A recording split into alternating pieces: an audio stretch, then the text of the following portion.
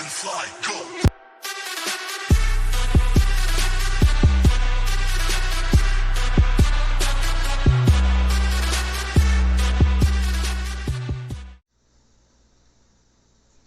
Hey, welcome back to 24karat movie reviews. And I wanted to start getting into TV shows back in last year's season, but I'm really going to jump into it now because recently we just got two big whoppers and I needed to do a video about them. First of all, we got Obi-Wan,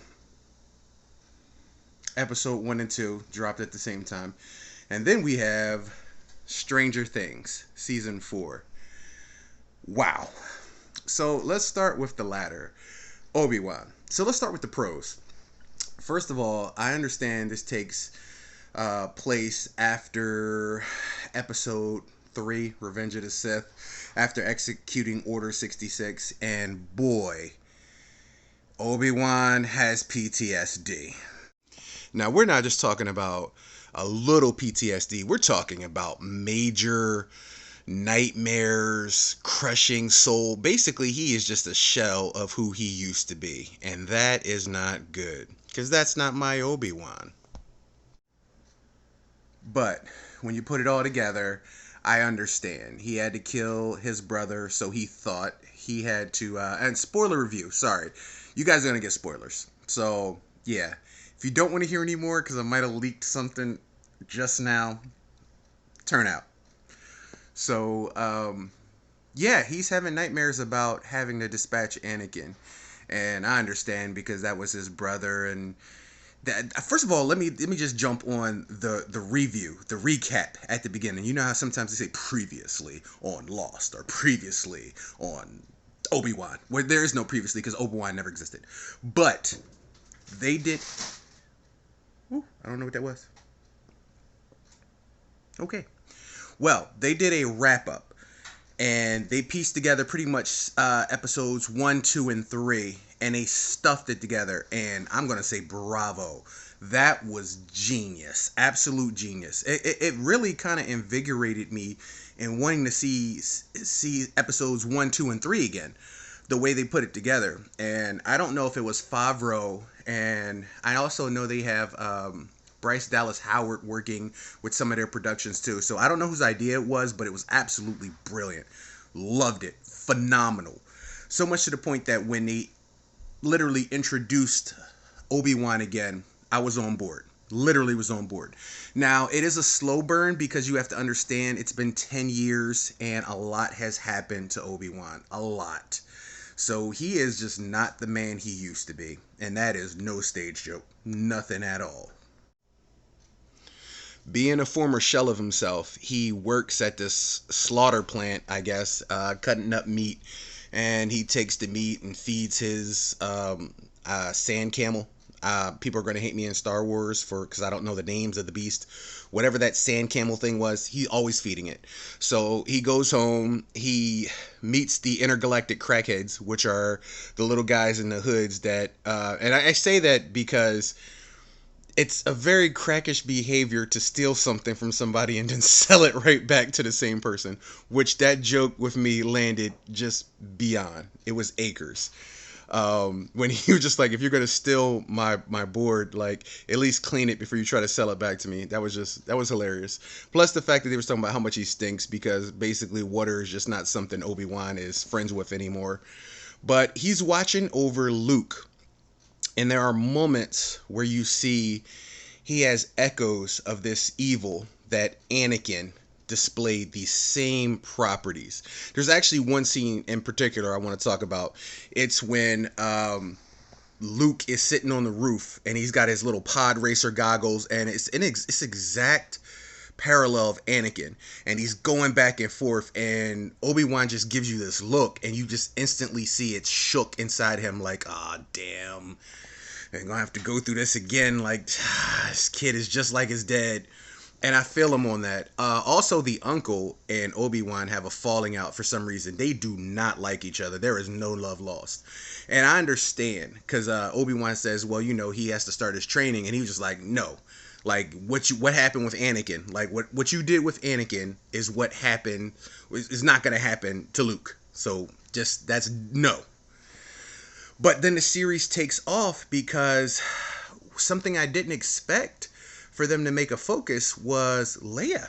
Yeah, they put Leia in the forefront, and little Leia she is the good parts of her mother with the defiant parts also mixed in, but she also has a lot of Anakin in her, where she's rebellious, but to a point where she's just absolute. And at the age Anakin was, he didn't have the Force abilities that she does for some reason. She can jack minds, like literally just right into your mind. And that's actually really good.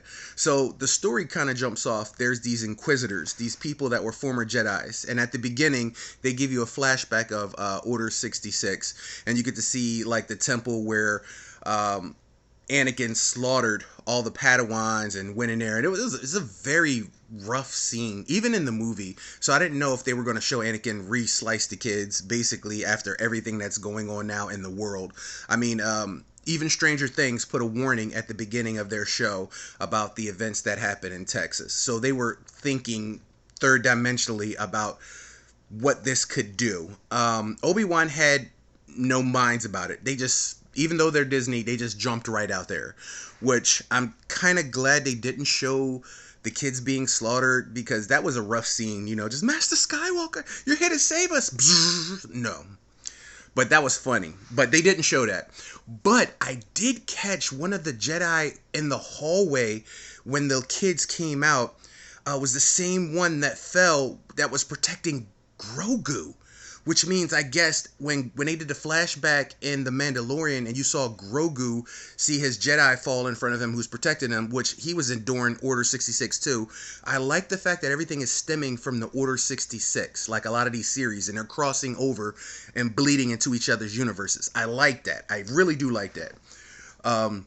Having said that, I kind of fear just a little bit for Obi-Wan, because he's older. You can see it in his face. But in eight or 9 years, Luke is to the point where everything goes down in episode 4. And basically, if you know about that, there's this old Ben Kenobi, like really old. So if he looks that old in 8 years, something happened. I don't know what. I can't explain what. Maybe it's an afterthought. Maybe they're going to cover that. I'm looking forward to seeing it. But then the series jumps forward because Leia was kidnapped. The Inquisitors, as I said before, one of them in particular, this female who has an anger towards Obi-Wan. More than anybody, she has an anger towards Obi-Wan, and she serves Anakin. Now, the crazy part is, I don't know how she knows, because there's only 2 people that know the events that went down, and that would be Anakin and Obi-Wan and Padme, who died. So somehow this girl knows, and later on in episode 2, you figure this out when she taunts Obi-Wan from behind a box. She actually speaks about it, about him knowing, and about what she knows, and how she knows that Leia's, what did she say? How did she put it? She was talking about the Jimmy Smits character, and she said he fought alongside her father in the Clone Wars. So clearly she knows a lot, but I guess that remains to be seen what's going to happen. There's only, I think, 4 more episodes or something like that. I think it's only 6 episodes total, which I hate. Oh my god, Disney, why? But it's okay. As long as they're hour episodes, it's about 7 hours of a story, I'll be okay with it. But, so anyway, she sets up the plan that if she can't find Obi-Wan, she's going to kidnap Leia, because that'll bring Obi-Wan right to her. And it's brilliant because it works. First of all, I want to talk about Obi-Wan.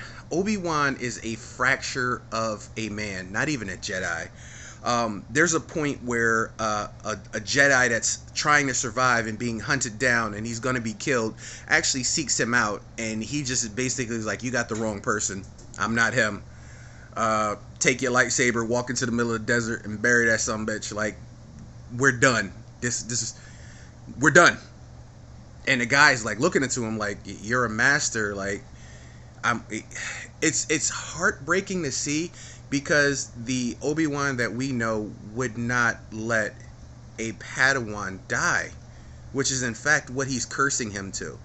By not helping him, he knows full well what's going to happen to him. But on the same token, if he could find Obi-Wan, then the Inquisitors can find Obi-Wan. Which, that's kind of a plot loop I was talking about, and it kind of disturbed me a little bit, because in the plot loop, if the Inquisitor had just followed Jimmy Smits, he would have took her directly to Obi-Wan. But instead, I understand how the story had to go. So, with Leia being kidnapped, Jimmy Smits calls and tells him, hey, Obi-Wan, my daughter's been kidnapped. You're the only person I trust. I need your help. And Obi-Wan, being the fractured soul that he is like, no, sorry. Don't you have bodyguards? Don't you have bounty hunters? Don't you have all stuff at your disposal? And he was just like, I don't trust none of them. Like, it's going to draw attention to the girl. Like, I need you. And he was just like, I'm not the man that I was. It's been 10 years. No.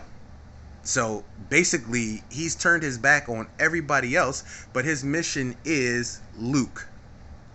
For some reason. Well, I know the reason, but his mission is only Luke. So at that point, I don't see why he didn't care about Leia. Maybe he just shirked that responsibility to them because they're literally supposed to watch after her, that whole family. But he says no, which prompts Jimmy Smits to come flying to Tatooine and looking him up and be like, yo, bruh, this is not a no thing. Like, it's only us left. Like, I understand what you feel. I went through it too. I saw it too.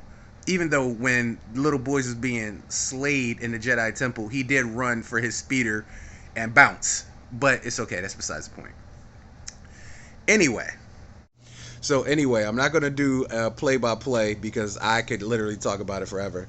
But what ends up happening is he talks Obi-Wan into doing it, and Obi-Wan goes and gets his lightsaber, and he's rusty as hell. But there's something in him still, because when he finally tracks this planet down, I think one of the main things is he saw the Jedi, the Padawan who grew up that was looking for help from him, dead, and he's hanging in the center of town. And he could have avoided that. That could have literally been avoided by him. 2 against 3 Inquisitors, 2 Jedi against 3 Inquisitors, including a Master, would have changed the fate of that whole area. But again, he's not the man he once was. So when he goes and seeks it out, he has an idea of where to find Leia. And he lands on this planet and he proceeds to go it. But there's little mannerisms, him rubbing his beard, crossing his hands, putting the robe on. There's things that let you know that Obi-Wan still is in there. He's just far gone. And the first opportunity he gets to fight, you're like, damn, like, where is all the Jedi skills? Because he gets his ass handed to him. But on the same token, there's a reason why. Because he was I felt weird that he would have let himself be led astray that far and into a trap when the Force works through you. And I don't know if maybe because all the Jedi was murked on extra Order 66 that the Force just diminished. But there has to be something in him that can still give him those senses, those extra senses perceptions. But anyway, he gets jacked up and he throws down this spice, which is basically the form of Jedi crack back in the day. I mean, well, in the day, future, past. Anyway, in the Star Wars universe, there's this stuff called spice. You know that if you watch Boba, Mandalorian, even Dune talks about spice. So I guess somehow they're in the same universe. I don't know how, but spice trade is whatever. Anyways, he finds her and he frees her, and at first she's scared of him because he's claiming to be sent by her father, but for some reason she doesn't trust him and she's apprehensive. So as she goes with him, the more she becomes apprehensive, the more she realizes there's more to this guy, because he seems like a Jedi, but he doesn't seem like a Jedi. And that's where she has her problems, almost to the point where when they begin to be chased on the planet because the Inquisitor decides to put out a APB planet-wide for Obi-Wan. and she's with him, she kind of reads it and then realizes, hey, they're not here for me, they're here for you. This is all about you, not me. And she senses that he's not a Jedi, which is weird because her knowledge of the Force is strong at this point.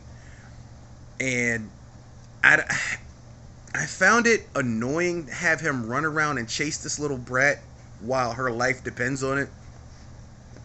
But I understand why it had to happen. There's also Kunal, I'm murdering his name, Kunal Nayar or Nayar, the same guy who played in the Eternals as the Indian god. He's also in this pretending to be a Jedi, which I think is dumb because you're on a planet that hunts Jedi and murders Jedi, the last bits of them, into existence, and the only way you can make coin is to pretend to be a Jedi on this planet.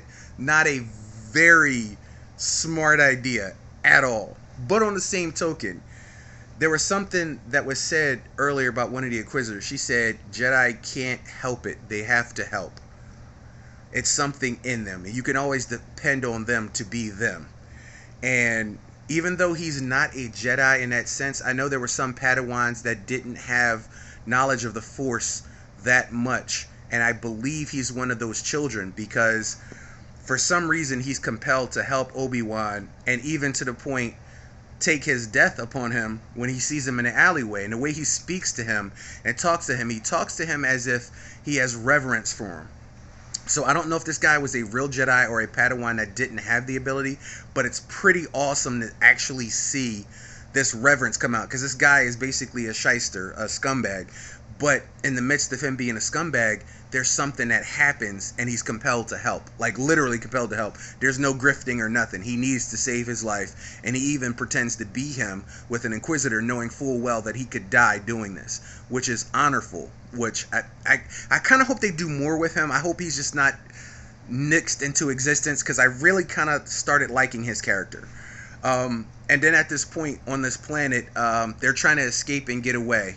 And I didn't know why they concentrated on Leia rather than Luke, but I understand, because the planet that they're going to, or the area they're going to, he said, I know people who can help you. I think this is her being introduced to the Rebel resistance, which makes a lot of sense, because you always wonder how she was introduced to that world and how she got to that world. This would be the perfect example to literally dot the T's and cross and do everything and bring you right up to that point. And it makes total sense. So that's brilliant if they go that way, which I hope they do, because there's only 2 episodes. But then we come to the climax of episode 2, where this Inquisitor is pickling Obi-Wan, and he has a saber in his hand, but he will not click it on. He will not click it on, and he refuses to fight. He hides and cowers, which is, it's odd, because there's a moment just before that where he's chasing Leia all across the roof because she jacked into his mind and she's afraid of him and she doesn't think he's a Jedi, and she jumps off a roof that he has to use the Force to save her, which proves to her he is a Jedi. But on the same token, it also proves like the Force in him is still there, but it's lingering. It's tiny, it's minute. Meanwhile, the Inquisitor, her Force powers are, she's doing parkour Force powers and spinning around, moves and bouncing off. It kind of felt like watching Fallen Order. Like, she felt like a character from Fallen Order. That's exactly what she felt like. But that was awesome, though. So when they get to the point of her wanting to tell Obi-Wan, I'm not going to kill you, you're not going to die here today, but she mentions Anakin, she mentions knowing him, she mentions, hey, he's still alive, which shakes Obi-Wan to his core, because he's been dealing with the death, not knowing that Anakin has survived. So when the Grand Inquisitor shows up, he wants the glory, and she sabers him to the stomach, which he's such an awesome character. The Inquisitors themselves, there's one that's kind of like a Japanese samurai. He's got this weird helmet. I like his character. I want to see what he does. These weird little intricate characters I love. Cad Bane from the Boba Fett series, absolutely amazing. And even if you watch the animated seasons, which are canon, whether you watch the Clone Wars or any of that, you kind of get that whole Cad Bane storyline when they were in prison and everything. So I'm glad that everything is canon and it leads up together. But anyway, as we get up to this point, She sabers the Grand Inquisitor, which I hope he's not dead. I don't think he can be. Matter of fact, I expected him, since he's above her and talks down to her, to have more skill than her. That's normally the way it goes, but it didn't go this way. So as she stabs him, it gives Obi-Wan a chance to run away and jump into this speeder, and they fly away. And then literally it gets to the point where Obi-Wan is coming to grips that his old Padawan and the person that he knows as Vader survived. And his worst nightmare is realized, because whether he wants to, whether he doesn't, he's going to have to face him.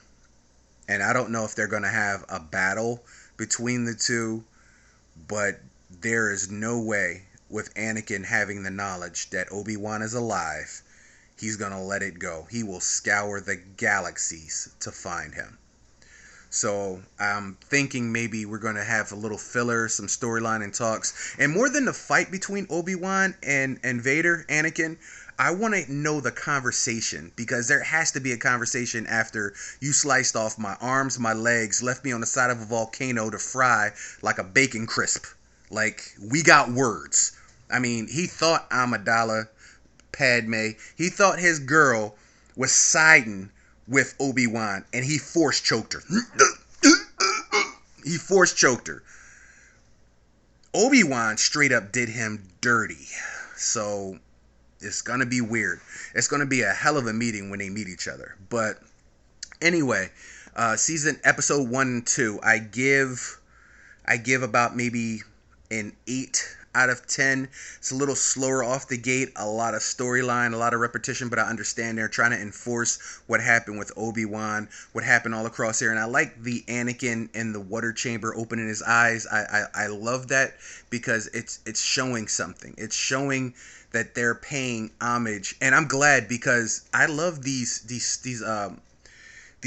series that they create for like Disney and Marvel. I love these series, because these series are doing better justice to the Star Wars series than the movies ever did. I can literally live without 7, 8, 9. I can live without them. Period. I can live without them. They're okay to watch. Maybe they're new gen, whatever, but there's just so much that they went and flew over, and I didn't buy it. For the simple fact, Rey has force powers that can heal people. If that was the ability that people had, then Qui-Gon shouldn't have died. Think about that. You're talking about these master Jedi who don't have that ability, and here's this girl with almost no knowledge of the Force that can automatically do that, and force lighting, and she's OP as hell, and nobody can touch her, and she can bring people back to life. I'm not buying it. But the series, oh my goodness, the series are good. So we're gonna give it 8 ninja stars out of 10 on a Game Ninja scale of awesomeness. It's worth the watch, and we're revving up, and I like the hour-long episodes, and I can't see where we're going. I can't wait to see where we're going with this. The fact that they chose to dump 2 at the same time, I really enjoy, because if they would have stopped at the first episode, I might not have been feeling it as much. So on my next video, we're actually going to jump into Stranger Things season 4, because this video got a little bit long. So like I said, 8 out of 10 ninja stars on the Game Ninja scale of awesomeness. So Obi-Wan, have you seen it? Will you see it? Do you want to see it? In my opinion, it's worth. If you are a Star Wars fan in the least, it's worth you seeing, because it is a story that needs to be told. So I am the Game Ninja. This is 24K Movie Reviews, though we're doing series now. And I'll check you guys out next time. Don't forget to like and subscribe and pound that bell icon so that you could get these videos when they come out, because I do tons of things, not just movies and TV series. I do gaming, I do board games, I do cup games, cell phone games. If it's gaming, I am about it. So until next time, I check you guys out. Thank you for watching.